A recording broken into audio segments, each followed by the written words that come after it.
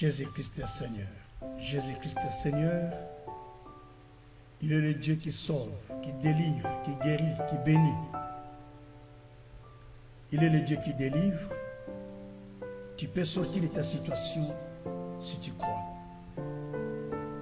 Jésus-Christ est Seigneur. Jésus-Christ est Seigneur. Tu peux le contacter au 0032 472 22 94 58 ou en français belge 0032 472 22 94 58. Les aveugles voient, les seigneurs opèrent des choses qui sont surnaturelles. Ils délivrent par la puissance de la parole. Les ulcères sont guéris. Ils délivrent par la puissance de la parole. Il envoie sa parole et sa parole guérit. Les mioués parlent. Le Seigneur délivre même des mioués. Le Seigneur agit et opère au-delà de ce que nous pensons, de ce que nous demandons. Tout dépend de notre foi en lui, car Jésus-Christ est vivant. Tout est possible à celui qui croit. Si tu crois, tu verras la gloire de Dieu. Si tu crois, tu verras la puissance de Dieu. Dieu est vivant. Il est le même hier, aujourd'hui et éternellement. Tout est possible à celui qui croit en Dieu et tout est possible à Dieu. Il y a la joie à celui qui voit la puissance de Dieu. Il y a la joie pour un miracle qui est authentique. Jésus-Christ est vivant. Jésus-Christ est vivant. Crois au Seigneur Jésus, tu seras sauvé, toi et toute ta famille. Crois en lui, tu seras délivré. Crois en lui, tu vas hériter le royaume du ciel et la vie éternelle. Crois en lui, parce qu'il est le vrai Dieu. Dieu est un Dieu de tout le monde. Quiconque met sa confiance en lui et sa foi en lui, il est délivré et sauvé. Il délivre les stériles. Il guérit ceux qui sont stériles. Il leur donne des enfants. Car la Bible dit, il donne des enfants à celui qui était stérile. Il délivre les captifs. Ceux qui sont animés de mauvais esprits sont délivrés par la puissance de la parole de Dieu. Si tu crois, le Seigneur te délivre aussi. Notre numéro, c'est le 0032 472 22 94 58. Viens et vois ce que le Seigneur Jésus-Christ a fait. Si tu crois la puissance de la parole, tu vivras le miracle de Dieu. Nos coordonnées sont là-dessus. Vous pouvez prendre nos coordonnées, nous recontacter et Dieu vous bénira. Tous les vendredis soirs, à 21h, ce sont des prières spéciales pour des délivrances, pour des guérisons, pour beaucoup de choses. Jésus est vivant et il peut te toucher. Et si tu veux te toucher, donne ta vie à lui et tu seras sauvé. Tu vivras les merveilles du Seigneur. Jésus-Christ est vivant. Vous avez un témoignage? Envoie-nous vos témoignages, envoyez-nous votre témoignage. Nous allons en partager avec d'autres personnes qui pourront être sauvées. Vous voulez suivre nos formations? C'est l'école biblique, ou écrivez-nous pardon, et nous pourrons facilement vous recontacter et vous communiquer le programme de nos cours bibliques, de la formation biblique. Dieu est vivant, Dieu est réel. Nous sommes au temps où le ciel est déjà ouvert pour accorder à ceux qui ont la foi, la puissance, la sagesse, l'intelligence, ainsi que la bénédiction de l'Éternel. Quand le ciel s'ouvre, il y a le salut, il y a la délivrance, il y a la bénédiction et il y a la révélation. 4 choses qui se manifestent. C'est pourquoi vous avez intérêt de vous attacher à Jésus-Christ pour que vous soyez sauvés, pour que vous puissiez avoir la vie éternelle, que vous puissiez jurer un jour ensemble avec Christ dans les airs, glorifier et témoigner le nom de notre grand Dieu. Car Jésus-Christ est vivant. Il a donné sa vie pour vous et pour moi. Donnez votre vie entière à Jésus, il vous sauvera, il vous bénira. Que Dieu vous bénisse.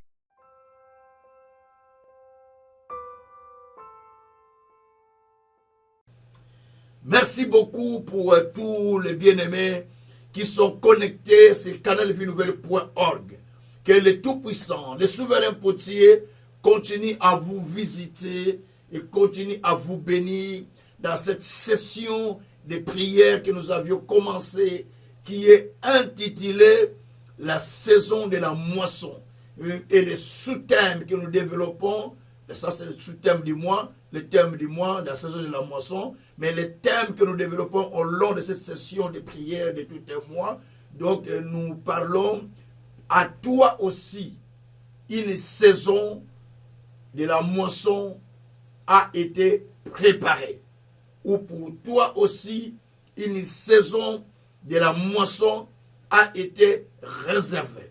Gloire soit rendue au Seigneur. Bien-aimé, l'être humain se pose beaucoup de questions. Il se pose beaucoup de questions, cherchant à comprendre pourquoi ça ne tient pas, pourquoi ça ne tient pas, pourquoi ça ne tient pas. Et pourquoi les saisons passent, rien ne change. Pourquoi les saisons passent, rien ne va. C'est pourquoi aujourd'hui le sous-thème que nous développons s'intitule « Les saisons passent, pourquoi rien ne change pour moi ?» Les saisons sont passées et ça continue à passer, mais il n'y a rien qui change. J'attends au contraire quelque chose, mais rien. J'attends la paix, mais la paix ne vient pas, c'est autre chose qui arrive. J'attends la moisson ne vient pas, c'est autre chose qui arrive. Alors, Dieu est-il menteur? Dieu est-il source trompeuse? Donc pourquoi alors la saison que j'attends ne vient pas? Les saisons passent, les gens rentrent dans leur saison, mais moi je continue à demeurer dans la même situation. Alors Dieu, qu'est-ce que j'ai fait de mal? Quel est ce péché que Jésus n'a pas pris à la croix? Quel est ce lien que Jésus est incapable de briser dans ma vie? Quelle est cette force que Jésus ne peut pas terrasser dans ma vie?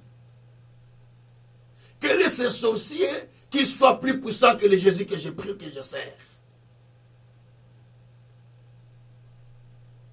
Quelle est cette maladie pour laquelle Jésus n'a pas payé le prix à la croix?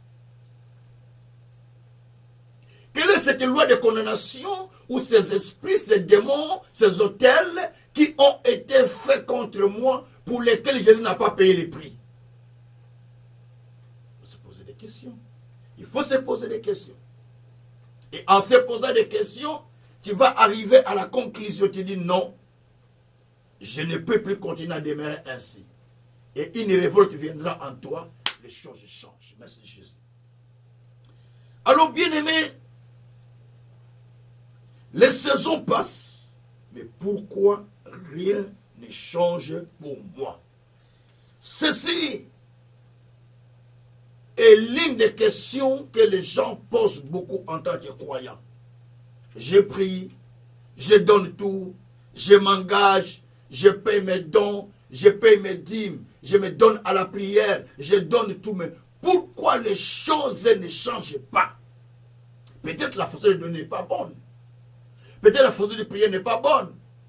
Ou la façon de s'engager dans la présence de Dieu n'est pas bonne. Voilà. Donc tout ça sont des éléments à vérifier si réellement je suis dans le bon ou pas. Et cela va m'aider à comprendre maintenant, à changer, à comprendre et à changer ma façon de faire mes batailles devant le Seigneur.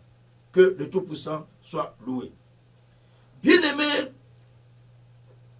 si tu as prié et que les saisons sont passées, les jours, les années passent, et tu n'as pas vu les changements que tu attends, tu te poseras la même question que nous posons aujourd'hui. Les saisons sont passées, les mois sont passés, les années sont passées, les jeûnes de prière, je les ai faits, et ça, je l'ai fait, mais pourquoi je ne vois pas le changement? Pourquoi? La saison ne change pas parce que tu as beaucoup prié. Je commence maintenant. La saison ne change pas parce que tu as beaucoup prié. Non. La saison non plus ne change pas parce que tu as beaucoup donné. Non. La saison ne change pas parce que tu as rencontré un grand bishop avec de l'onction. plus que Élie, plus que Jésus, plus que je ne sais pas qui. Non. La saison de ta vie ne change pas. Parce que tu as été connecté à une autorité. Tu peux être connecté. Tu gagnes de l'argent. Tu gagnes tout. Mais à un temps, tout ne marche plus parce que tu n'as pas compris la saison. Que Dieu soit loué. Il y a bien d'autres facteurs importants qu'il faut ajouter à la prière, à l'attachement à Dieu, à la sanctification, tout ça. Il y a des facteurs qu'il faut ajouter pour que la saison devienne une saison enviable, pour que la saison devienne une saison profitable, une saison de la moisson. Car Dieu a dit, pour toi aussi, il y a une saison de la moisson qui a été réservée. Nous sommes dans Osée au chapitre 6, au verset 11. Et Dieu a dit aussi qu'il a réservé les semaines destinées pour le moisson. Il nous a réservé les semaines qui sont destinées pour la moisson. Nous sommes dans Jérémie 5 au verset 24. Donc il y a des saisons qui nous sont réservées que nous n'avons pas encore expérimentées, que nous devons expérimenter. Gloire soit rendue au Seigneur. Bien-aimés, la vie très souvent ne nous donne pas des choses que nous lui demandons. Mais la vie nous donne les choses pour lesquelles nous nous battons jour et nuit. Les choses pour lesquelles nous sommes déterminés. C'est cela que la vie nous donne. Gloire soit rendue au Seigneur. Ce n'est pas parce que nous sommes dans la grâce que tout va commencer à couler comme la manne qui tombait du ciel. Non. Mais la vie a besoin de batailles. Si vous ne savez pas livrer des batailles pour votre destinée, la vie restera telle qu'elle est. Si Dieu ne vous fait pas grâce de voir les décès de votre vie dans le ciel, et que vous voyez seulement les décès de votre vie sur terre, vous ne pouvez recevoir que ce que vous avez vu sur terre, non ce que vous avez vu dans le ciel, non ce qui est réservé dans le ciel. Que Dieu soit loué. Alors, bien-aimé, ton histoire peut être limitée là où tes yeux te font limiter, là où tes pensées te fait limiter. Là où ta vision, ta façon de voir te fait limiter. Je le répète, ta vie peut être limitée.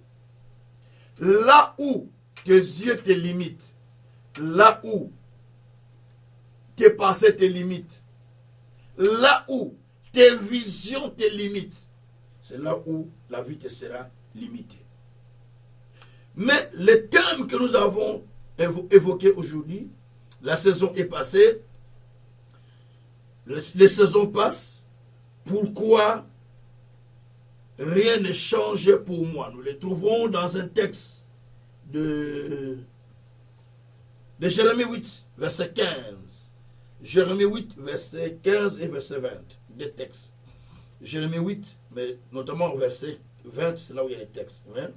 Je commence en Jérémie 8, verset 15, parce que je vais prendre les deux textes, ça a de l'importance capitale pour moi. Jérémie 8, verset 15, et puis verset 20, c'est là où il y a les textes. Alors, le verset 15 nous dit ceci, Jérémie 8, au verset 15. Alors, la Bible nous dit ceci, nous espérions la paix, et il n'arrive rien d'erré. Un temps de guérison, voici la terreur. Nous avons espéré à de bonnes choses. Nous avons espéré à la paix. Mais la paix n'est pas venue. La paix n'est pas venue. Au contraire, c'est la terreur qui vient. Et pourtant, nous avions espéré à la paix. Nous avions espéré à de bonnes choses. Mais tout cela n'est pas arrivé. C'est la terreur qui est venue. Ça, c'est la vie des êtres humains. Tu attends quelque chose de meilleur, mais la chose ne vient pas.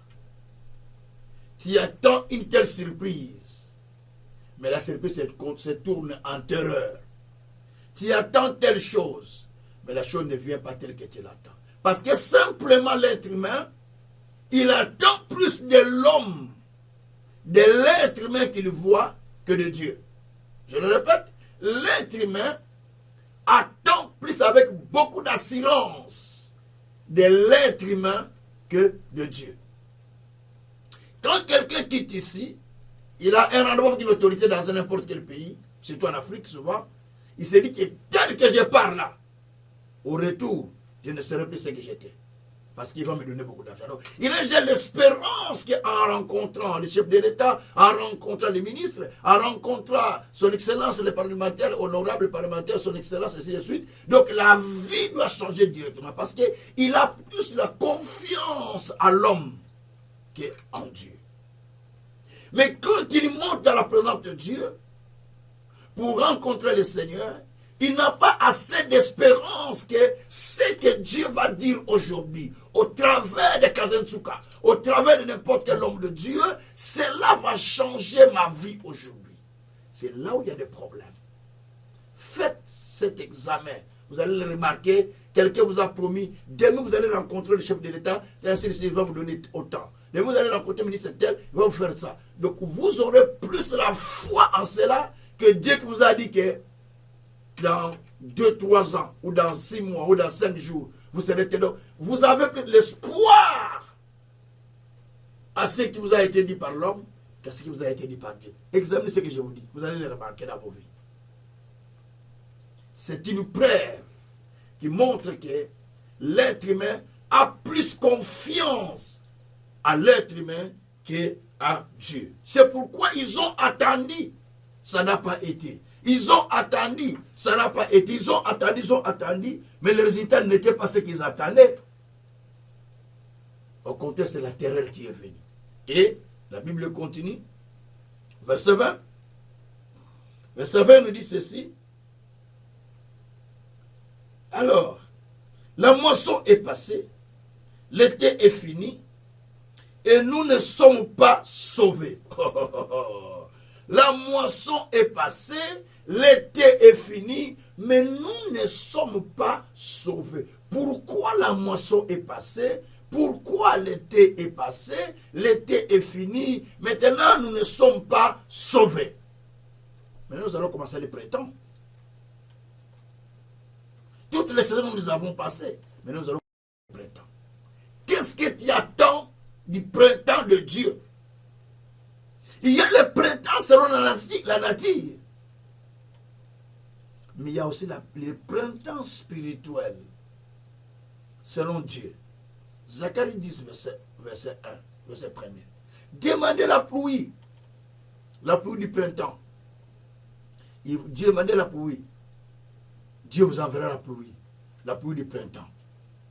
Et vos champs auront de l'herbe. Donc au printemps, il y a un esprit qui vient pour faire fleurir les choses. Parce que l'hiver est parti, le froid va commencer à partir petit à petit.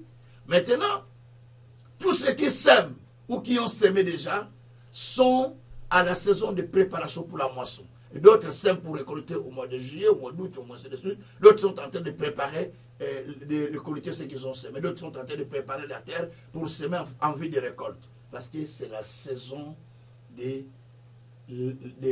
la moisson, le printemps. La saison où on sème pour récolter. Alors, ici la Bible dit que la moisson est passée, l'été est fini, nous ne sommes pas sauvés. Donc les saisons sont passées, les temps sont passés, mais nous ne sommes pas sauvés. Nous ne sommes pas guéris. Les jeûnes sont passés. Les prières sont passées. Les dons, les sacrifices sont passés. Les offrandes sont passées. Les prières ont été tellement abondantes. Les hommes de Dieu nous ont imposé les mains par-ci, par-là. Nous avons suivi tellement de prédications. Mais nous ne voyons pas de choses telles que nous l'attendons. Pourquoi? Pourquoi nous donnons des réponses à partir de cette semaine? Mais c'est sérieux. Toutes les réponses, nous les donnons dans les Écritures. Nous trouvons dans la Bible, nous donnons des réponses. Nous trouvons dans la Bible, nous donnons des réponses. Nous allons commencer à donner des réponses à partir du jour que nous donnons. Aujourd'hui, nous allons donner des réponses. Et chaque jour, au long de ces mois, suivez. Suivez-moi, vous allez suivre des réponses pour la saison de la moisson.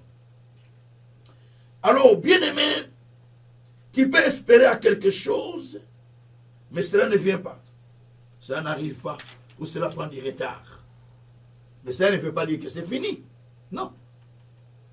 Si la saison n'a pas été, ça ne veut pas dire que c'est fini. Parce que Dieu lui-même a dit dans Osée 6, verset 11, pour toi aussi.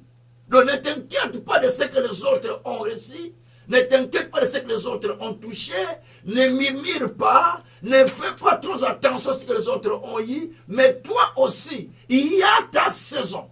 Hier, j'ai dit, si quelqu'un vit dans la forêt, il n'aura pas trop de soucis. Parce qu'il vit tout seul dans la forêt. Par rapport à nous qui vivons dans la ville. Nous qui vivons dans la ville, nous avons plus de soucis qu'un vieillard qui vit au fin village là-bas. Je ne sais pas dans quel pays, dans les fins fonds villages, il n'a pas assez de soucis comme nous.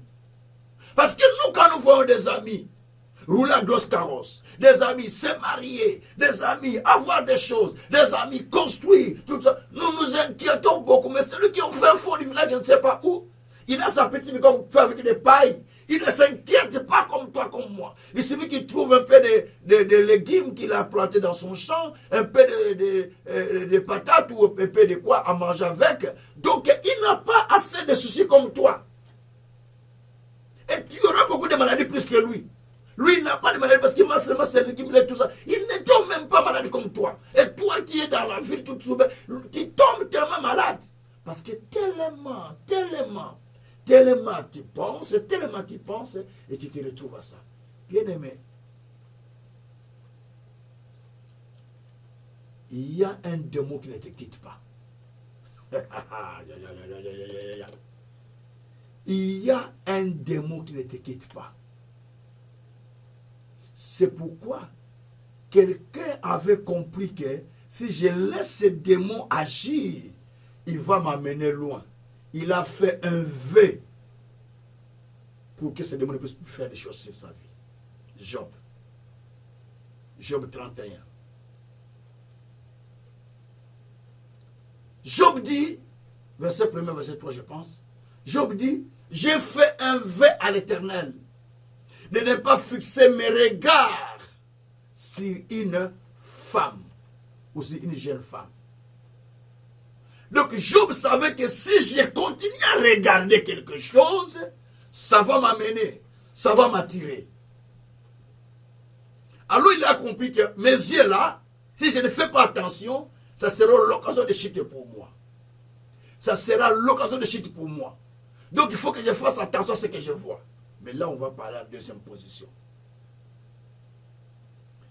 Qu'est-ce qui fait qu'on n'entre pas en sa saison? Merci Seigneur. Qu'est-ce qui fait qu'on n'entre pas à sa saison? Bien-aimés, toutes les saisons ne sont pas les mêmes. Ne sont plus non plus les saisons de la moisson. Pour entrer dans sa saison de moisson, il y a des conditions à remplir. Et quand tu remplis les conditions de la saison, Dieu te fait rentrer dans les saisons de ta moisson. La personne que tu vois en face de toi, que tu es en train de convoiter parce qu'elle est dans sa saison, tu ne sais pas quelles sont les étapes qu'il a passées. Il est passé à l'étape de labourage des champs avant d'arriver à la moisson. Il est passé à l'étape de tournage du sol. Il est passé à l'étape des semences où on sème. Il est passé à l'étape de sarclage où on enlève les mauvaises herbes pour empêcher que les mauvaises herbes puissent détruire les bonnes. Il est passé au temps d'attendre la pluie qui doit tomber sur sa semence. Il est passé au temps où il devait voir si les semences qu'il a semées deviennent une plante. Il devait passer au temps où il devait encore attendre que la pluie tombe pour que cela fleurisse et donne des fruits. Que les fruits deviennent mûrs.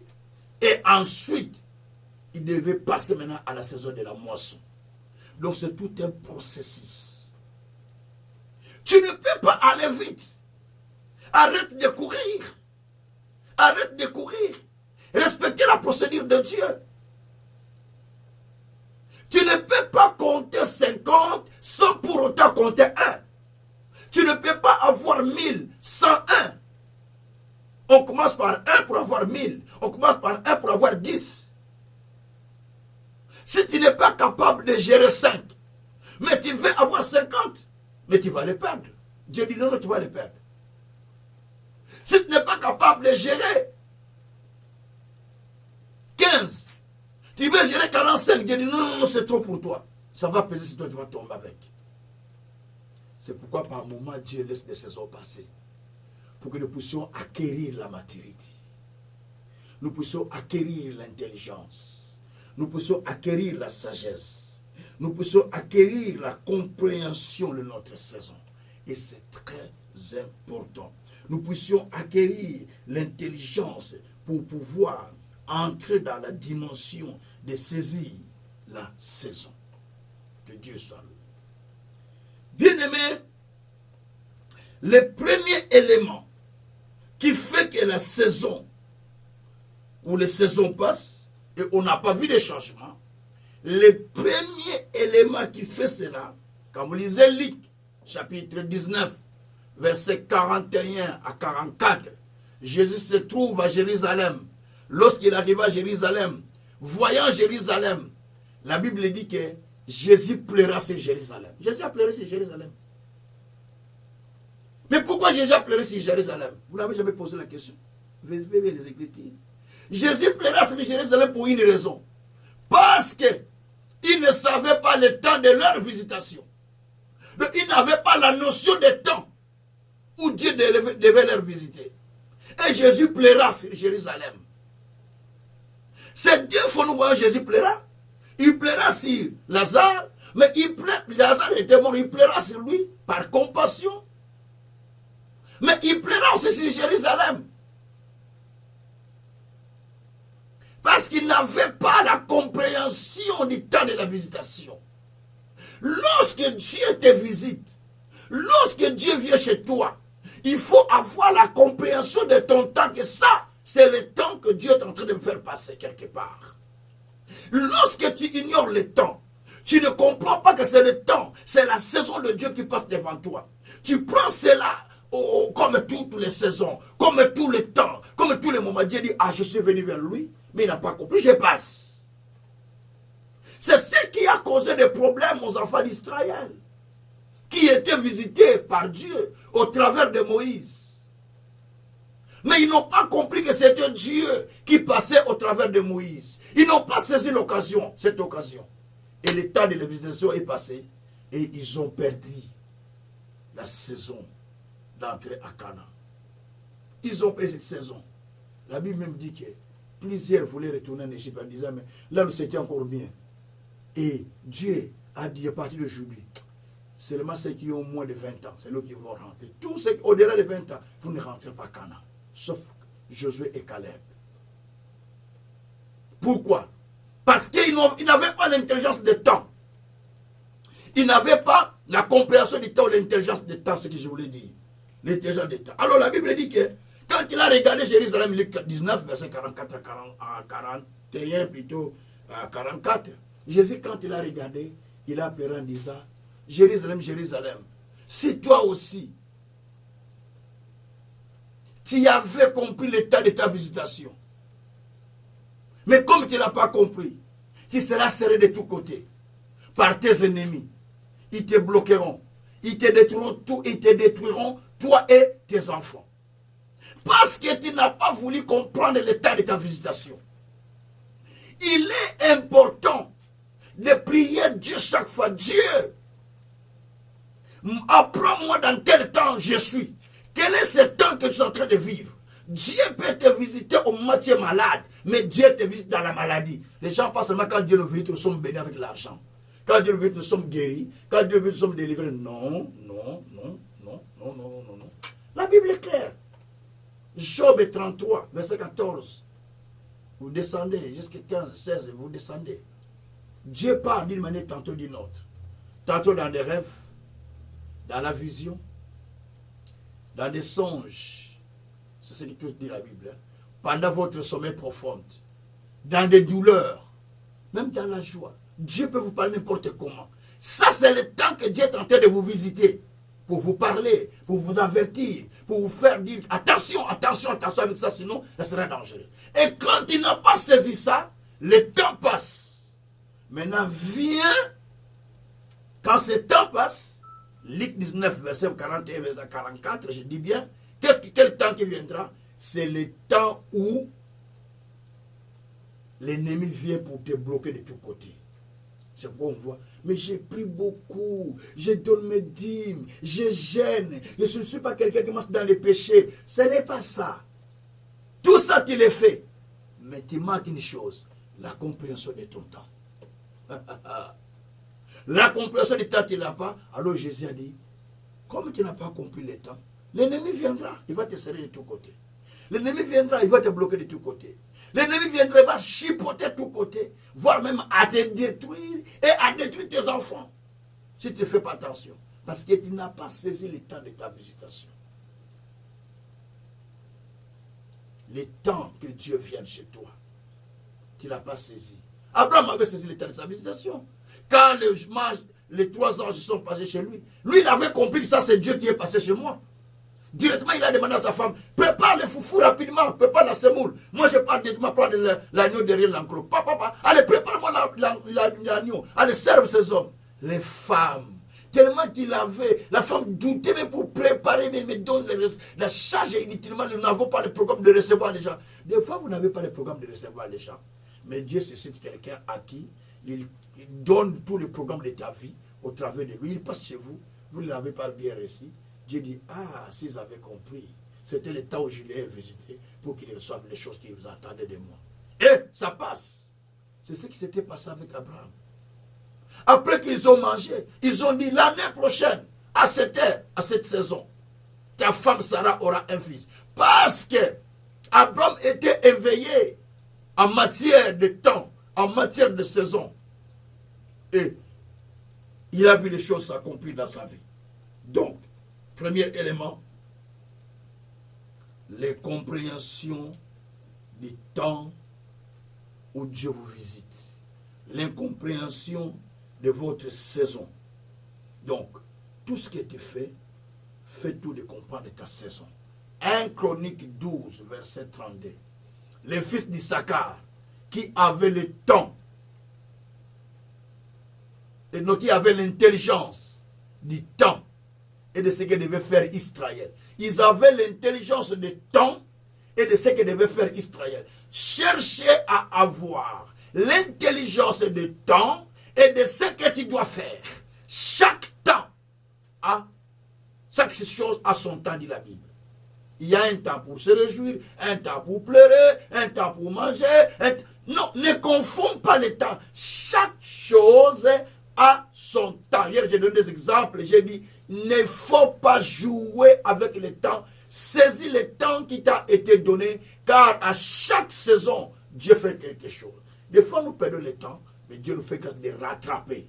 Et quand Dieu nous donne les rattrapages, donc nous voulons rattraper la saison, les saisons qui nous sont passées plus tôt, c'est là où Dieu dit, je vous enverrai la pluie de la première et de l'arrière-saison. Joël 2, verset 23. Je vous envoie les pluies de la première et de l'arrière-saison. Donc Dieu envoie la pluie de la première saison et de l'arrière-saison en vie. Je dis bien en vie de t'aider à rattraper, à récupérer les saisons que tu as perdues.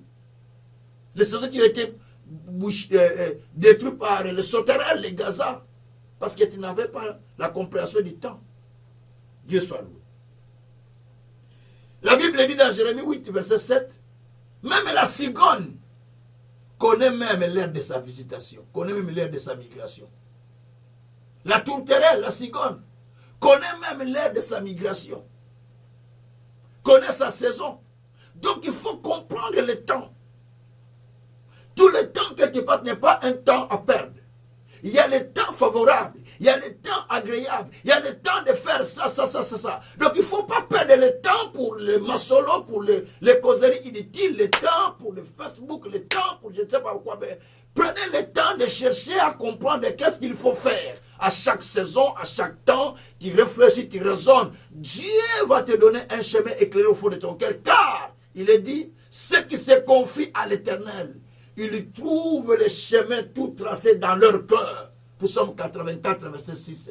Ils trouvent les chemins dans leur cœur. Même quand ils traversent les régions de Banca, mais Dieu la transforme en source jaillissante parce qu'ils se sont confiés en Dieu. Dieu trace le chemin. Ésaïe dit ceci, je mets un chemin dans le désert. Je trace un chemin dans le désert. Ésaïe 43, verset 20. Il met un chemin dans le désert. Verset 19 à 20. Donc il trace un chemin même dans le désert. Là où il n'y a pas de chemin. Ça, c'est Dieu. Parce qu'il a besoin que tu saisisses ce qu'il est en train de faire pour toi. Alors, faites attention à la saison. Sinon, tu le regrettes plus tard. Comprends bien la saison où tu es. C'est pourquoi Samuel avait attiré l'attention du peuple en leur disant, vous ne comprenez même pas le temps où nous sommes. C'est la saison de la moisson. Je vais invoquer la pluie. Il a invoqué le Seigneur pour que la pluie tombe. Mais le peuple ne comprenait pas. Il dit, mais vous demandez, c'est ma roi. Donne-nous les rois, donne-nous. Mais non, ce n'est pas la saison de demander les rois. C'est la saison de demander la pluie. Donc vous pouvez demander quelque chose, mais qui n'est pas dans votre saison. Nous sommes dans 1 Samuel chapitre 8, au verset... non, 1 Samuel 12, au verset... D'abord 1 Samuel 8, verset 4 à 5, et puis 1 Samuel 12, verset 15, verset 17 et 18. Donc, les enfants d'Israël ont demandé à Samuel le roi, dans 1 roi 8, verset 4 à 5. Mais dans 1 roi 8, dans 1 roi 12, pardon, verset 17 à 18, là Samuel maintenant leur apprend que vous ne comprenez même pas la saison dans laquelle nous sommes. Mais c'est la saison où vous devez demander la pluie, ce n'est pas la saison de demander le roi. Mais moi je vais demander la pluie pour vous. Vous pouvez demander des choses, mais ça n'a pas de saison à voter. Vous pouvez demander des choses mais qui ne sont même pas dans la saison. Vous demandez. Vous savez, nous ici c'est encore mieux, hein? Parce qu'ici nous avons tout à chaque saison. Parce qu'on conserve les fruits, on conserve beaucoup de choses. Chez nous, souvent dans nos pays où moi je viens par exemple moi, au Congo, et quand la saison des mangues est finie, il n'y a plus de mangues. Quand la saison des oranges est finie, il n'y a plus des oranges. À part ceux qui sont des oranges importés. Mais les oranges de chez nous, quand la saison est finie, c'est fini, il n'y en a plus. Donc, c'est parce qu'on n'a pas de système de conservation. Quand la saison est finie, c'est fini. Donc, tout se fait par saison. Donc, tu peux rater la saison est partie. Toi, tu continues à s'aimer. Mais ce n'est plus la saison de semailles. C'est la saison de récolte. Ou ce n'est plus la saison de récolte, c'est la saison de sarclage. Mais toi, tu es en train, au lieu de sarcler, toi, tu es en train de s'aimer. Mais non, ce n'est plus la saison. Va se rendre au Seigneur. Alors, le premier élément, cherchez d'abord à avoir la compréhension de la saison parce que c'est cela qui bloque. C'est pourquoi j'ai donné le livre de Luc, chapitre 19. Jérusalem, Jérusalem, parce que tu ne connais pas l'état de ta visitation, alors tu vas vivre le blocage. Les saisons vont passer, mais toi tu es dans le blocage. Donc, comprends d'abord les temps que Dieu te donne. Savoir qu'est-ce que je dois faire à ce temps-là. En ce temps ici, quel est le message que Dieu me donne au travers de son serviteur pendant qu'il parle? Quel est le message de Dieu pour moi? Qu'est-ce que je dois faire? Qu'est-ce que j'entends pendant qu'il lui parle? Parce que quand Dieu parle, au travers d'un serviteur de Dieu ou au travers d'une prédiction, peu importe les moyens, mais quand Dieu parle, tu dois entendre deux fois. Psaume 62, verset. Dieu a parlé une fois, deux fois, j'ai entendu ceci. C'est la force est à Dieu. Donc le Seigneur a parlé une seule fois. Quand Dieu parle, une seule fois. Psaume 62, verset 12, c'est le verset que j'ai dit, c'était bien. Quand Dieu parle une seule fois, mais tu dois devoir entendre deux fois. Puis Dieu ouvre-moi les oreilles pour que j'entende deux fois. Pas une seule fois que j'entende deux fois. C'est très important dans la vie. Que le Seigneur soit loué. Alors le deuxième élément, qui fait que les saisons passent, mais tu demeures là toujours. Ça ne change pas. J'ai dit, je vais prêcher ça toutes ces périodes, vous allez sur beaucoup de choses. Que les saisons ne changent pas, c'est parce que tu n'as pas les yeux ouverts à voir ce que Dieu fait pour toi. Merci Seigneur. Tu n'as pas les yeux ouverts à voir ce que Dieu fait pour toi. C'est pourquoi les saisons passent et tu ne vois rien. La Bible dit, dans Jérémie 33, verset 3, « Invoque-moi, je te répondrai.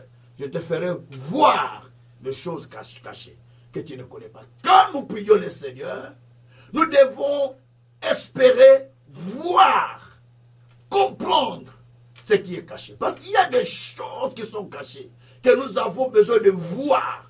Nous avons besoin que Dieu ouvre nos yeux de l'esprit.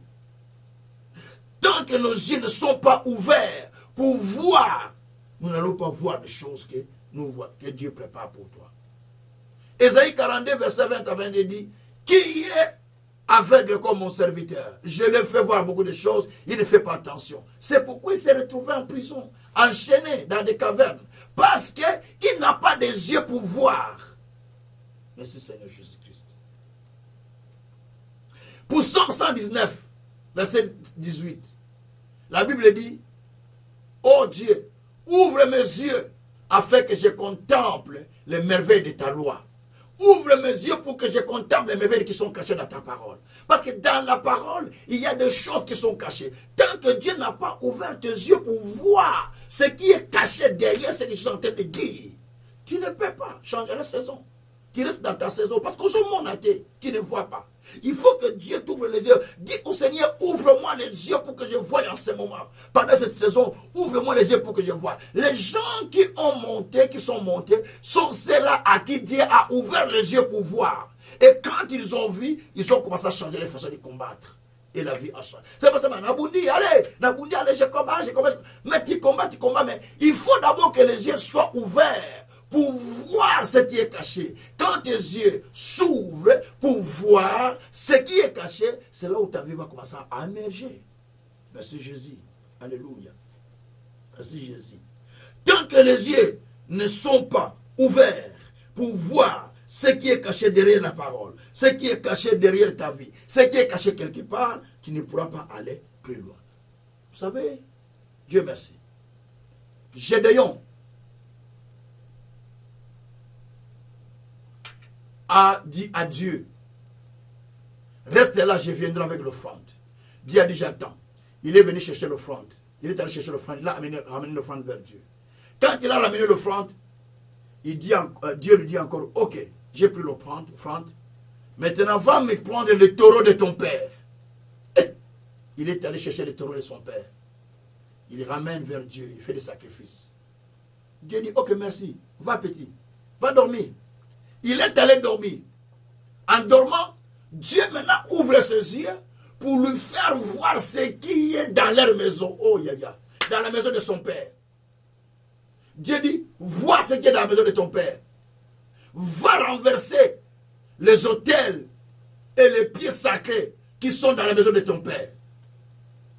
Je lui ai dit, ah, donc, je vis dans cette maison, mais jamais je vis qu'il y a quelque chose caché. Et il est allé la nuit là, avec ses amis, il a renversé les pieds sacrés, il a renversé les autels. Ça veut dire que quelques jours plus tard, Gédéon est devenu juge en Israël, comme premier ministre, comme roi. Il est devenu comme roi, comme premier ministre. Écoutez-moi bien. Qu'est-ce qui a bloqué que Gédéon continue à souffrir? Qu'est-ce qui a fait que Gédéon continue à presser les froment? C'est parce qu'il n'avait pas vu ce qui était caché dans la maison de son père. Et il souffrait de la pauvreté, il souffrait de la misère, il souffrait de beaucoup de problèmes parce qu'il y avait quelque chose que Dieu n'avait pas encore montré. Tant que Dieu ne te montre pas ce qui est caché dans la maison de ton père, oh Jésus, tu vas suivre ça.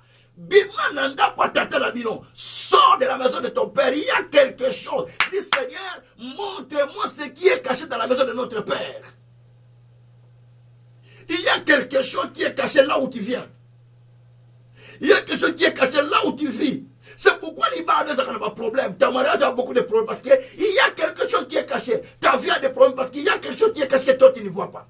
Tant que tu ne le vois pas, tu restes au même niveau. La vie reste au même niveau, ça ne change pas parce qu'il y a quelque chose qui est caché. Il faut que Dieu t'ouvre les yeux pour que tu voies.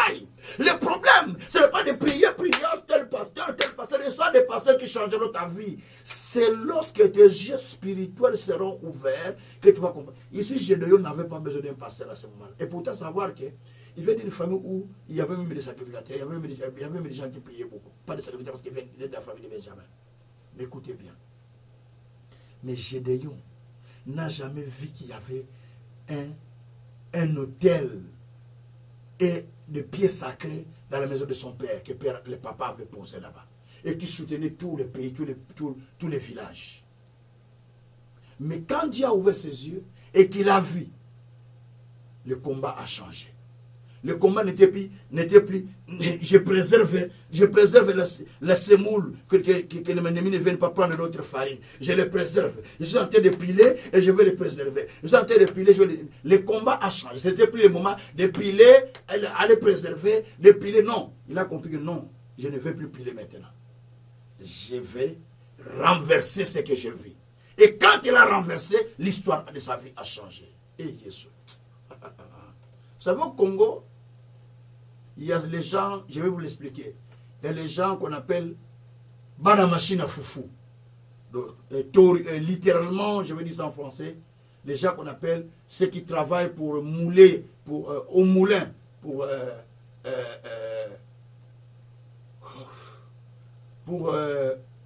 presser de la semoule, de fromage, de foufou, ainsi de suite, de maïs. Donc, pour en faire des farines. Donc, nous, en Afrique, il y a des gens qui les pilent des fois avec la main. Il y a d'autres qui le font à la machine. Un garçon qui est là, tout poussiéré. Il est en train de mettre dans des bassins des mamans. On le paye un peu des argent et pas. De lui, il travaille pour quelqu'un. Le moulin n'est pas lui. Donc, Gédéon aussi était un garçon de moulin. Littéralement plutôt parlant, à l'Ingal, on l'appelle moi la machine à foufou. Gédéon était moi la machine à foufou. Oh, Jésus. Il était théoriquement, littéralement plutôt, un garçon qui travaillait au moulin pour presser du fromage. Mais lorsque Dieu a ouvert ses yeux pour lui montrer ce qui était caché dans la maison de son père, et qu'il a vu ce qui était caché, ce jour-là, il n'était plus celui qui pilait des foufous, celui qui pilait la semoule ou pour le mettre qui pressait des semoules pour le mettre en réservation ou à l'épargner contre les Madianites. Mais ce jour-là, il a dit, mon combat, ce n'est plus les Madianites. Mon combat, c'est d'aller d'abord renverser le terrible. Oh, Jésus, qui a longtemps renversé les Madianites. Les Madianites sont même innocents dans ta vie. Ce n'est même pas les Madianites, mais c'est un problème qui est dans ta maison. Quand il va faire tomber, oh, Jésus, ce n'est pas les Madianites que tu renverses. Tu renverses les Madianites chaque jour. Ce ne sont pas les Madianites qui doivent partir. Les Madianites ne sont pas un grand problème. Les grands problèmes, c'est ce qui est dans votre maison. C'est ce qui est caché. Quand cela n'est pas découvert, quand cela n'est pas détecté, pour que tu les renverses, les Madianites prendront toujours contrôle sur vous. Mais quand tu vas comprendre que maintenant je dois renverser ce que mon père a planté, ce que ma mère a planté, ce qui a été fait dans notre famille, en ce moment-là, les Madianites n'auront plus de pouvoir sur toi.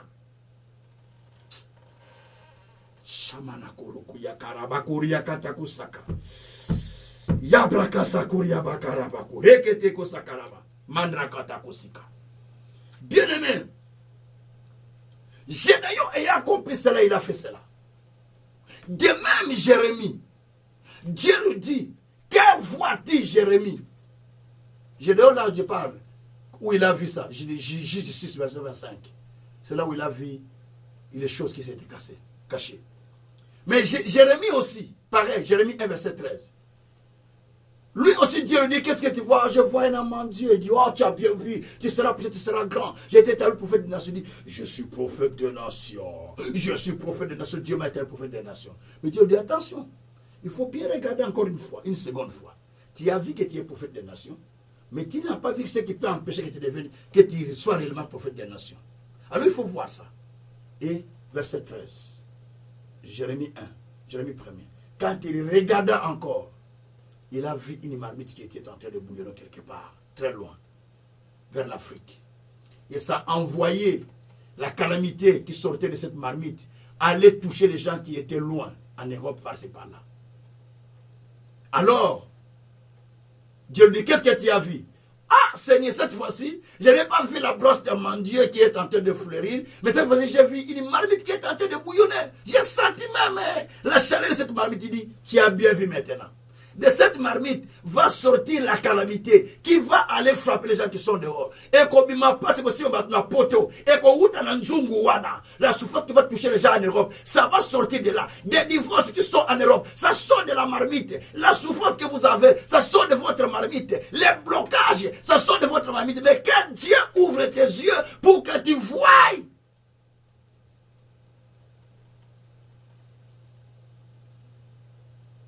Oh, moi, ça, on m'a bécaka. La femme là, les femmes en Europe, les femmes à Batossénie, ce ne sont pas des femmes. Oh, les hommes en Europe, ce ne sont pas des hommes. C'est un problème de la marmite qui bouillonne. Quand la marmite bouillonne là-bas, ici, ça ne s'entend pas. Parce que la marmite bouillonne quelque part. Et ici, ça vous fait trembler directement. Que Dieu ouvre tes yeux pour voir. Bien-aimé, Abraham aussi, Dieu a ouvert ses yeux. Si Dieu n'avait jamais ouvert ses yeux, Abraham n'aurait pas dû voir les enfants qui étaient cachés derrière les étoiles.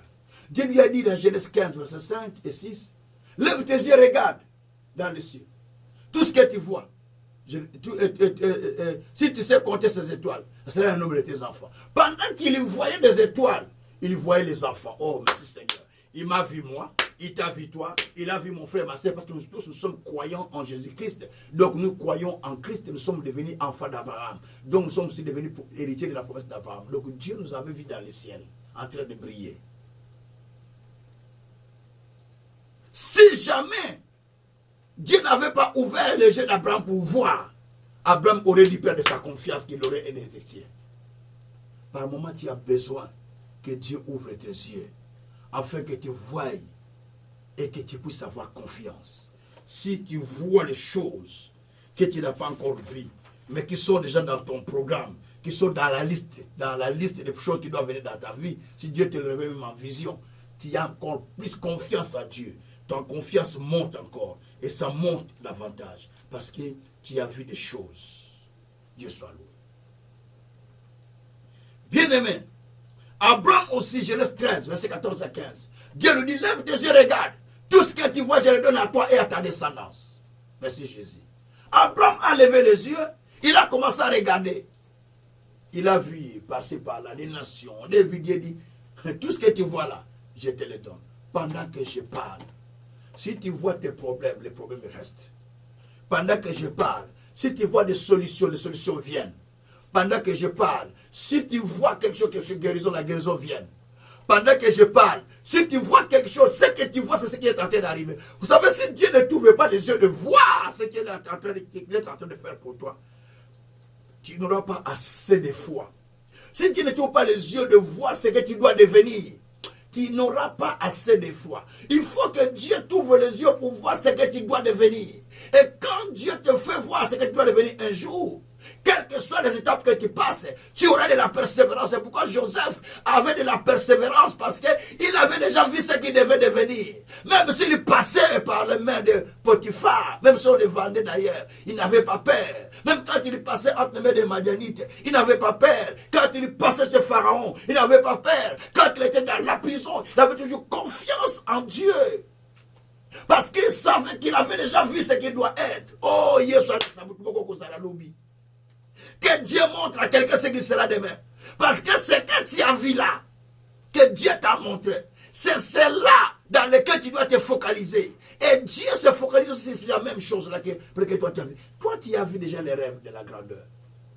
Tu demandes à Seigneur, donne-moi l'argent, donne-moi la voiture. Mais c'est pourquoi même Samuel a dit à Saoul, mais toutes ces choses sont pour qui? Tu cherches les années perdues, les années sont perdues. Mais toutes ces choses que tu vois, c'est pour qui? Toi, Dieu t'a préparé pour la grandeur. Toi, tu dis seulement, je cherche les années de mon père qui sont perdus. Des fois, les choses que vous cherchez, Dieu ne les voit plus à votre niveau. Mais Dieu vous laisse continuer à chercher parce que vous n'avez pas compris le niveau qu'il est en train de vous amener. Yesu Masiya, Shabakara Yakuru, Mekidere Akutoko Sukuruba. Vous savez, Saoul était à la recherche des ânesses. Attention ce que je veux dire, c'est ce que je veux dire. Pendant qu'il cherchait des ânesses, 3 jours il n'a pas trouvé les ânesses. Nous sommes dans 1 Samuel 9. Commencez à lire à partir du verset 1er. Il a cherché, n'a pas trouvé. Son serviteur dit, mais allons dans ce pays, dans cette ville. Il y a un prophète considéré. Tout ce qu'il dit ne manque pas d'arriver. Allons les voir peut-être, il va nous dire des choses qui sont cachées pour nous. Ils sont allés. La Bible dit à partir du verset 15 à 21, 1 Samuel 9 toujours, lorsqu'ils sont partis, un jour avant l'arrivée de Samuel, Dieu a commencé à parler à Samuel. Dieu a dit à Samuel, il y aura un homme qui va venir de Benjamin. Et cet homme qui va l'établir roi. Mais en principe, même le prophète a eu peur. Je vais vous expliquer pourquoi. Parce que selon la prophétie que Jacob avait donnée dans Genèse 49 à chacun de ses enfants, le descendant de Benjamin ne pourra jamais devenir roi. Mais le descendant de Benjamin est appelé à être chasseur puissant. Les gens qui sont violents, mais ils sont chasseurs. Mais des caractères trop violents, trop colériques. Mais comment peut-il devenir roi? Mais dans le planning de Dieu, Dieu dit, j'ai vu cet homme, c'est lui qui va devenir roi. Il viendra chez toi demain. Et quand il est venu, c'est un homme de Benjamin. Donc Samuel doit avoir peur. Mais comment je peux consacrer un homme de Benjamin? Même le peuple va dire, mais non, Samuel, tu as fait rien. Parce que Benjamin sera la prophétie que Dieu nous a donnée, c'est une promesse. Il ne peut pas devenir un roi. Donc, oh prophète, tu as fait une grande erreur. En tout cas, revois un peu ce que tu dis là. Mais Samuel a dit à Saoul, reste ici. Demain, à 7 heures, je vais te dire quelque chose qui te concerne. Et demain, ils ont mangé, on a tout préparé. Et puis il dit à Saoul, les ânesses que tu cherches, on t'a déjà retrouvé, non? Mais ils sont où les ânesses? Les ânesses étaient perdues. Mais il dit, les ânesses sont déjà retrouvées. Pourquoi tu t'inquiètes des ânesses? Et tout ce que tu vois ici dans ce pays, toute la richesse que tu vois, tout le peuple que tu vois, il est pour qui? C'est pour toi, non? C'est pour toi que tu se les réserves. Il dit, mais je suis de la famille de Benjamin. Je suis Benjamin. Ça ne peut pas se faire. Oh, prophète, il dit, non. Ne me dis pas ça. Mais tout ça, c'est pour toi, tu es roi. Donc, dans la vie, il faut avoir quelqu'un à qui Dieu a donné l'intelligence et l'ouverture des yeux pour voir le futur. Il faut avoir un Samuel, quelqu'un qui reçoit, un homme comme Samuel, quelqu'un qui reçoit la révélation de ta destinée, quelqu'un qui reçoit la révélation de ton futur. Il est très utile pour toi. Vous négligez des hommes de Dieu, vous négligez des gens. Mais Samuel avait reçu la révélation pour que Saül devienne roi. On a livré ce paquet entre les mains de Samuel. C'est Samuel qui devrait livrer ça à Saül. C'est comme pour les enfants d'Israël. On a livré les paquets de la délivrance entre les mains de Moïse. C'est Moïse qui devait leur livrer ça. Mais ils n'ont pas compris. Et Moïse a regretté. Bien-aimé, dans la vie, il faut avoir un Samuel. Le Samuel, c'est celui qui vient pour t'aider, pour te sauver, pour te changer la vie. Pour te livrer le paquet qui est caché pour toi. Gloire soit rendue au Seigneur. Bien-aimé, Samuel a livré le Seigneur. Mais avant qu'il aille chez Samuel, c'est le serviteur de Saoul, du père de Saoul, qui avait dit allons vers le prophète. Ce n'est même pas Saoul lui-même. C'est le serviteur. Il faut avoir les gens qui ont la considération des prophètes à côté de toi. Les gens qui critiquent et loin de toi d'eux. Mais il faut avoir les gens qui ont la considération. Quel que soit le péché, je sais que les gens font du mal beaucoup. Je sais ça, je n'en disconviens pas. Mais du moins, quand même, il y a des prophètes qui ne marchent pas dans toutes ces choses, qui marchent dans la crainte de Dieu. Il faut avoir de la considération pour eux. Et soutenir ce genre de gens. Ce serviteur a dit, on va aller voir les prophètes. Il dit, Saoul dit, on va aller voir les prophètes. moi je n'ai pas l'argent, comment on va faire pour voir les prophètes? Il dit, alors moi j'ai l'argent dans ma poche, on va aller voir les prophètes. Ils sont allés, lui il a payé à la place de Saoul, il a payé l'offrande des prophètes pour que Saoul reçoive sa prophétie, pour que Saoul reçoive sa destinée, pour que Saoul reçoive la royauté qui devient roi. Il y a quelqu'un qui a payé pour lui. Lui-même n'avait rien. Azakim Piaker, il était qu'on appelle dans notre langue, donc n'avait rien. Donc il n'avait rien. Mais celui qui était avec lui, c'est lui qui avait payé pour lui. Mais celui qui a payé pour lui n'est pas devenu prophète, mais c'est lui à qui on a payé, à celui à qui, pour qui plutôt on a payé, c'est lui qui va devenir le prophète. Dans la vie, ne te promène pas avec quelqu'un qui n'a rien. Toujours, sois à côté de quelqu'un qui a quelque chose. Soit c'est des moyens financiers, ça peut t'aider. Soit il a de la sagesse pour te sauver. Soit il a une couche d'eau sur sa tête, la parole, pour t'aider que ta destinée puisse se réaliser. Mais quelqu'un qui n'a rien, tu vas faire quoi avec? Pourquoi tu dois m'appeler, me prendre 1 heure, 2 heures de téléphone pour rien et tout? Qu'est-ce que toi tu me donnes? C'est une perte de temps. Donc il faut prendre, il faut être à côté des gens qui ont quelque chose de bon. C'est pourquoi dans ma vie, moi j'ai fait un choix. Je n'ai pas besoin d'être beaucoup d'amis, je ne fais pas. Donc pourquoi? Si je dois m'attacher à quelqu'un, il faut que je profite de la personne, il doit avoir quelque chose que moi je veux bénéficier aussi. Ou soit c'est lui qui bénéficie de moi. Et c'est vice versa. Que Dieu soit. Bien-aimés, le temps de chercher ce que vous avez perdu est fini. C'est le temps de rentrer dans votre saison, comme le cas de Saül.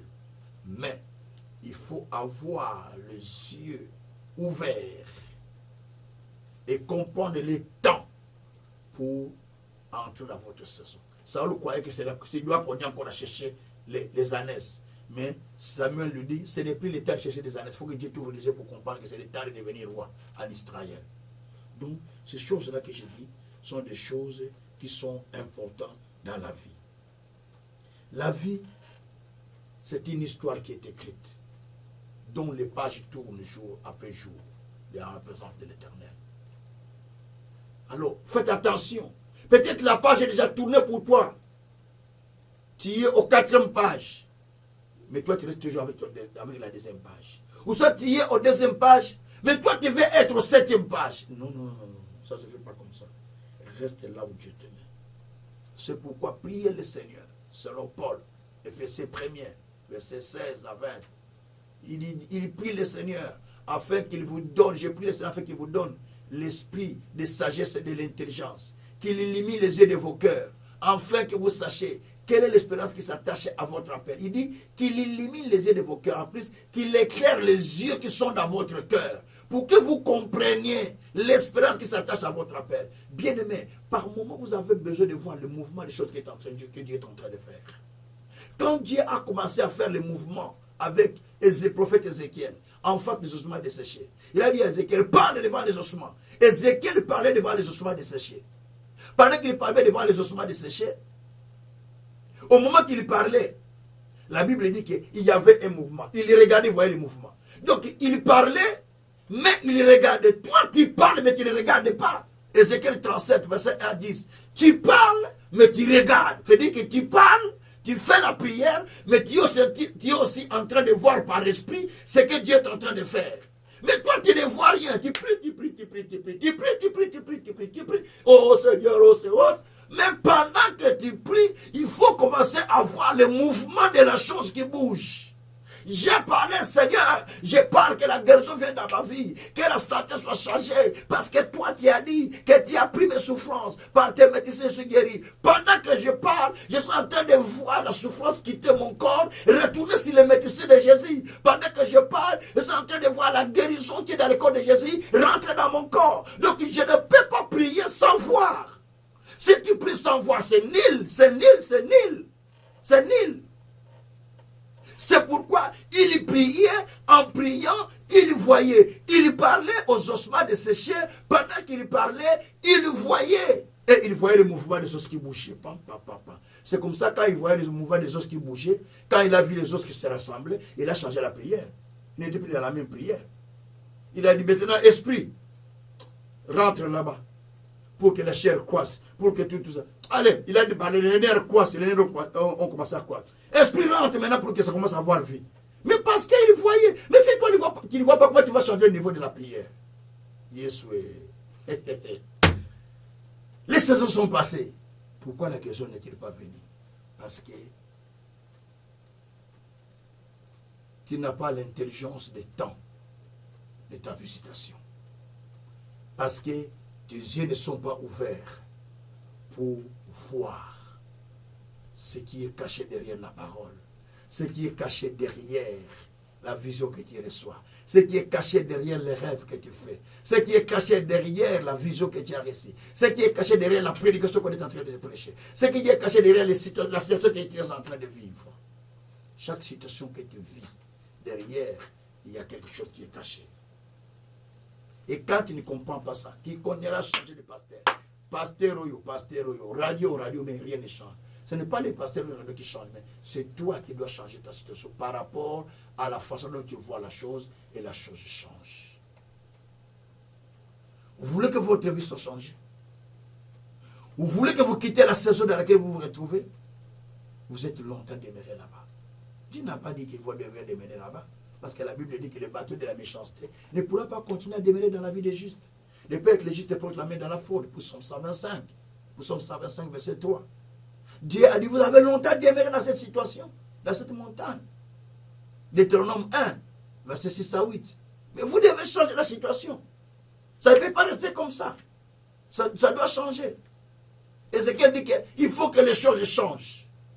C'est Ézéchiel qui dit ça. Mais le texte m'échappe. Mais Ézéchiel dit, les choses changeront. Bien-aimé, les choses doivent changer. Mais vous avez besoin de deux éléments pour aujourd'hui. Demandez deux éléments. Seigneur, donne-moi l'intelligence des temps. Seigneur, ouvre mes yeux pour que je voie ce que je n'ai jamais vu. Que je sois capable de voir ce que les autres ne voient pas. Je sois capable de voir ce qui est caché derrière la parole que j'écoute. Ce qui est capable, ce qui donne-moi les yeux à voir dans cette saison ce que je dois faire.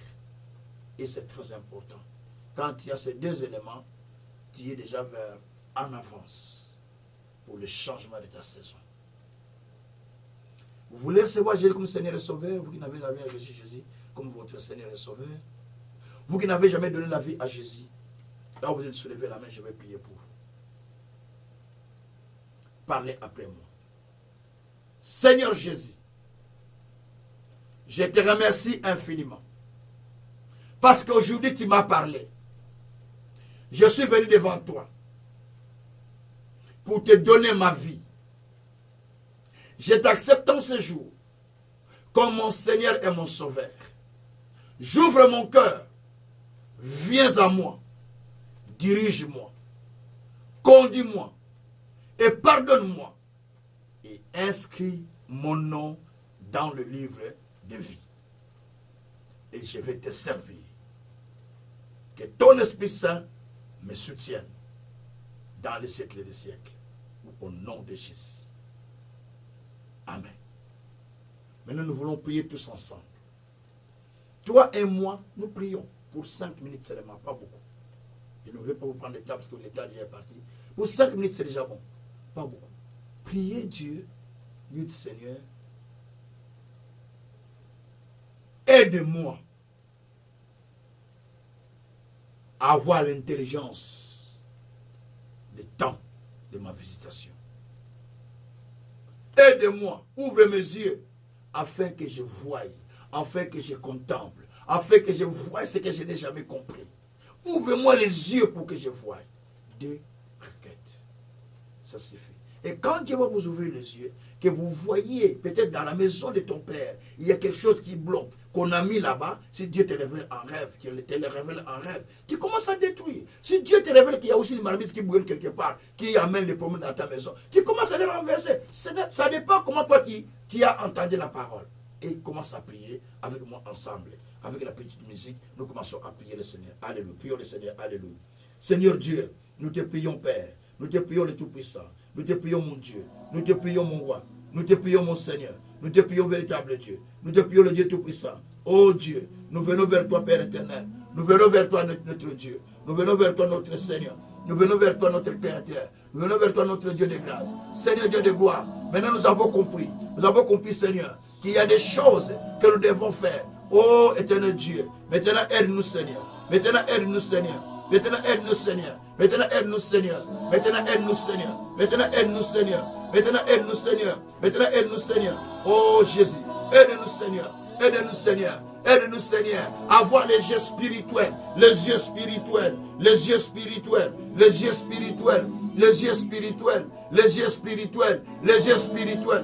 Donne-nous, Seigneur, les yeux spirituels, les yeux spirituels, les yeux spirituels, les yeux spirituels. Oh Dieu, que je vois avec mes yeux spirituels, que je vois avec mes yeux spirituels, que mes yeux s'ouvrent, que mes yeux s'ouvrent, que mes yeux s'ouvrent. Ouvre mes yeux, que je commence à contempler ta gloire. Ouvre mes yeux, que je contemple le verre de ta parole. Ouvre mes yeux, que je vois ce qui est caché. Ouvre mes yeux, que je vois ce qui est caché. Ouvre mes yeux, Seigneur. Révèle-moi ce qui est caché. Révèle-moi ce qui est caché. Ce qui bloque ma vie, ce qui m'empêche, ce qui bloque mes enfants, ce qui bloque mon ministère, ce qui bloque ma famille, ce qui bloque ma vie familiale. Oh Dieu, ouvre-moi les yeux pour que je voie ce qui bloque, pour que je voie ce qui bloque, pour que je voie ce qui bloque.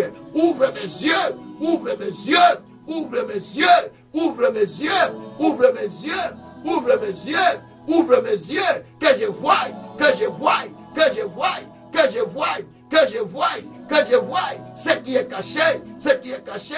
Au nom de Jésus, au nom de Jésus, au nom de Jésus, au nom de Jésus. Ouvre mes yeux, Seigneur. Ouvre mes yeux, Seigneur. Ouvre mes yeux, Seigneur.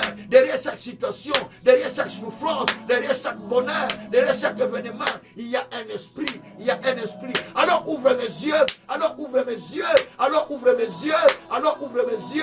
Alors ouvre mes yeux. Alors ouvre mes yeux. Alors ouvre mes yeux. Alors ouvre mes yeux. Alors ouvre mes yeux. Alors ouvre mes yeux. Alors ouvre mes yeux. Alors ouvre mes yeux, que je voie, que je voie, que je voie spirituellement, que je voie spirituellement. Je ne vais pas vivre comme un aveugle, mais ouvre-moi mes yeux, Seigneur, pour que je voie ce qui est caché, que je voie ce qui est caché dans le monde invisible, dans le monde spirituel. Révèle-moi ce qui est caché, révèle-moi ce qui bloque, révèle-moi ce qui empêche, révèle-moi ce qui me retient, révèle-moi ce qui ne marche pas. Révèle-moi, Seigneur, dans le monde spirituel. Révèle-moi, Seigneur, révèle-moi, Seigneur. Révèle-moi, Seigneur. Révèle à chacun de nous. Révèle à chacun de nous. Révèle à mes enfants. Révèle à mon épouse. Révèle à moi-même. Révèle à chacun de nous. Révèle aux serviteurs qui sont avec moi. Révèle dans le ministère. Révèle chacun, Seigneur. Au nom de Jésus. Au nom de Jésus. Shabarako Sakarababa, Eya Babaraka Satarababa, Eya Babaraka Satarababa, Eya Brakatako Satarababa, Birakotoko Satarababa. Merci mon Dieu, mon roi. Merci mon Seigneur. Père, donne-moi l'intelligence. L'intelligence de la saison. L'intelligence de la saison. De la saison de ma visitation. L'intelligence de la saison. Donne-moi l'intelligence de la saison de ma visitation. Donne-moi l'intelligence de la saison de ma visitation. Donne-moi l'intelligence de la saison de ma visitation. Père éternel, donne-moi l'intelligence, que je comprenne que ça c'est le temps de ma visitation, que je comprenne que toi tu es venu dans ma maison, que je comprenne que toi tu me visites à ce moment-là. Seigneur, donne-moi l'intelligence qui m'aide à comprendre le temps de la visitation, qui m'aide à comprendre le temps de ma visitation, qui m'aide à comprendre le temps de ma visitation. Donne-moi l'intelligence. Donne-moi l'intelligence de temps, l'intelligence de temps, l'intelligence de temps, pour savoir ce que je dois faire à chaque temps, que je sache ce que je dois faire, à chaque temps, que je sache ce que je dois faire, à chaque temps, que je sache ce que je dois faire, à chaque temps, que je sache, Père, ce que je dois faire, par le nom de Jésus, par le nom de Jésus. Rabrako Sakarabu, Rebereko Sakaraboru, Eraboroko Takaraba, Yabarako Takotoroko Sakatarama, Endakara Yakotoroko Sakaraba, Lokoti Yakarama Katareke, Rabarakote Kenderakotokosa, Adakoria Kotako Sokoroba, Lokoria Katako Sataraba, Lekeria Makoroko Sekeria Baba, Andakoloko Seketema, Nakotoloko Sekeria Baku, Olokoto Yabarakasaka, Maria Kotoko Sokoria Baba. Merci mon Dieu, merci mon roi, merci mon Seigneur, merci mon véritable Dieu, merci le Tout-Puissant. Au nom de Jésus, au nom de Jésus, au nom de Jésus, au nom de Jésus, au nom de Jésus, au nom de Jésus, au nom de Jésus, au nom de Jésus, Au nom de Jésus. Merci Père. Merci Père. Rendez grâce au Père maintenant. Vous à qui Dieu a ouvert les yeux. Vous à qui Dieu commence à révéler les choses. Vous à qui Dieu a donné l'intelligence du temps. Commencez à rendre grâce à Dieu. Commencez à bénir le Seigneur. Commencez à glorifier le Seigneur. Vous à qui Dieu donne la solution. Vous à qui Dieu donne la délivrance. Vous à qui Dieu révèle des secrets cachés dans votre famille. Rendez grâce à Dieu. Rendez grâce à Dieu. Rendez grâce à Dieu. Rendez grâce à Dieu. Prions, alléluia. Seigneur, je te rends grâce. Et te rends grâce, Père, pour la vie, pour les choses, Seigneur, qui doivent s'accomplir dans ma vie. Et te rends grâce, Seigneur. Et te rends grâce, Seigneur. Et te rends grâce, Seigneur. Et te rends grâce, Seigneur. Et te rends grâce, Seigneur. Et te rends grâce, Seigneur. Et te rends grâce, Seigneur. Et te rends grâce, Seigneur. Et te rends grâce, Seigneur. Et te rends grâce, Seigneur. Et te rends grâce, Seigneur. Au nom de Jésus. Au nom de Jésus. Au nom de Jésus. Bien-aimés, maintenant nous voulons renverser tous les hôtels qui ont été faits dans la maison de nos pères.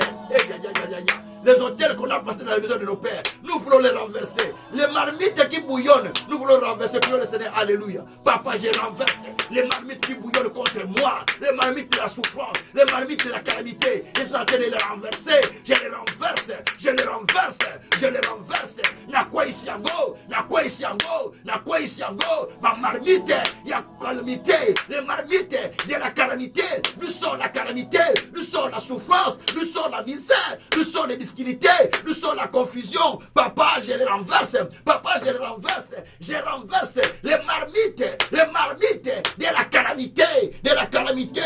Je les renverse. Je les renverse. Je les renverse. Je les renverse. Je les renverse. Au nom de Jésus. Au nom de Jésus. Je renverse, Père, les marmites de la calamité. Je renverse, Père, les hôtels qui sont dans la maison de mon Père. Les hôtels de la maison de mon Père. Je les renverse. Les pieds sacrés de la maison de mon Père. Je les renverse. Les hôtels qu'on a construit, le hôtel à Congo, les hôtels Sango, l'hôtel à Bambata, les hôtels Sango, tous les hôtels qu'on a passés contre moi, contre mes enfants, contre ma famille, contre l'église, je les renverse, je les renverse, je les renverse, je les renverse, au nom de Jésus, la marmite, je les renverse, la marmite qui bouillonnait, je les renverse, au nom de Jésus, au nom de Jésus. Shabakoroko Sakariyama Kuruba. Au nom de Jésus. Béni soit-il notre Dieu. Béni soit-il notre Seigneur. Béni soit-il le souverain potier. Béni soit-il le Dieu de grâce. Toi qui as renversé maintenant la marmite, les marmites qui bouillonnaient loin de nous. Toi qui as renversé, Seigneur, les hôtels qui étaient placés contre nous dans nos familles. Père, merci. Parce que tu as renversé tous les hôtels de la famille. Toutes les hôtels de nos familles, de nos descendants, de nos origines, tu les as renversés par la poussée de ton Esprit Saint. Au nom de Jésus-Christ. Merci Père, parce que nos yeux s'ouvrent pour voir maintenant qu'il n'y a plus rien. Les choses se rétablissent. Merci Seigneur. Comme Seigneur, les ossements se rapprochaient pour former un mouvement, pour former Seigneur une armée forte. De la même façon que les solutions sont en train de venir. De ça et là. La solution est en train de venir. La restauration est en train de venir. Le miracle est en train de venir. Le miracle est en train de venir comme un rêve dans la vie de quelqu'un, dans la vie de celui qui m'entend maintenant. Au nom de Jésus, au nom de Jésus, recevez le rétablissement. Recevez ton miracle. Recevez votre délivrance. Recevez votre gloire. Recevez les yeux ouverts. Recevez maintenant la puissance de Dieu qui vous aide à pouvoir voir au-delà de ce que vous n'avez jamais vu. Au nom de Jésus-Christ, sois béni. Sois glorifié, sois loué infiniment. Au nom de Jésus, nous avons ainsi prié. Gloire et louange à toi notre Seigneur Jésus-Christ. Amen. Soyez bénis, vous tous qui m'avez suivi. Soyez bénis infiniment, parce que Dieu vous a visité aussi, également moi-même aussi, pendant ces moments, par la connaissance de la parole de Dieu. Mais ici, nous n'avons pas assez de temps pour prier. Prenez le temps de prier longtemps à la maison chez vous. Prenez le temps de prier aussi dans notre chaîne de radio, canalvinouvelle.org. Les applications sont déjà sorties. Aujourd'hui, on a travaillé, je travaille avec eux. On a sorti déjà l'application de iPad. Une deuxième, parce qu'iPad derrière son application, Apple. Mais on vient de sortir un nouveau modèle de l'application. On venait de le faire tout à l'heure avec les gens de l'iPad. À partir de 19h jusqu'à 20h. Jusqu'à 20h, moi j'ai eu un peu de retard parce que j'étais en ligne avec eux. On travaillait avec eux. Et aux États-Unis, moi aussi, on travaillait en ligne.